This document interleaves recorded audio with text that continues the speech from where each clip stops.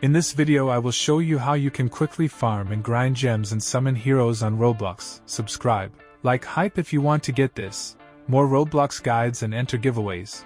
Watch till the end to understand this guide well.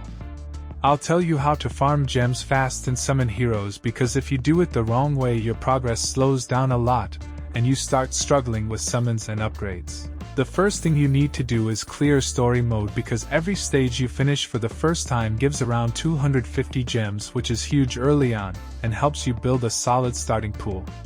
But you need to understand that repeating the same stage over and over is not worth it, because the rewards keep dropping every time you replay it, so it goes from around 100 gems down to 90, then 80, and eventually close to 10, which is basically nothing.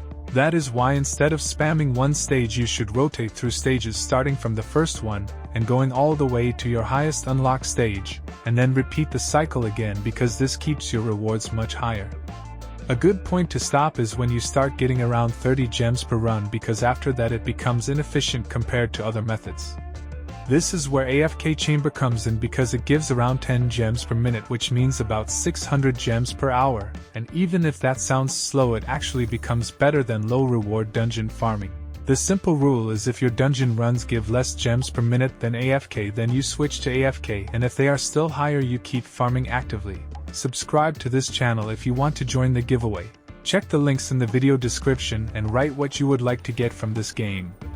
For example, if you spend 4 minutes for 30 gems in a dungeon, then AFK would give you 40 gems in the same time, so AFK is clearly better in that situation. Another thing you should never skip is daily quests, because they are easy and give steady rewards like gems, summon tickets, and other useful items, and they do not take much effort. One of the best daily activities is Nightmare Circus, because you can get a lot of gems from it depending on how far you go, and higher levels can give hundreds of gems in a single run, so skipping it is basically losing free progress. You should also avoid focusing on gem dungeons, because even though they give fixed rewards like 100 or 1000 gems, they are limited by daily entries and you only get a few runs per day across all dungeons, so it is much better to use those entries on things like mythic shards or fusion crystals, since those are harder to get and more valuable long term. There are also easy extra sources like codes and the unit index, because codes give free gems instantly, and the unit index rewards you every time you unlock new units, especially higher rarity ones, so over time that adds up without any extra effort.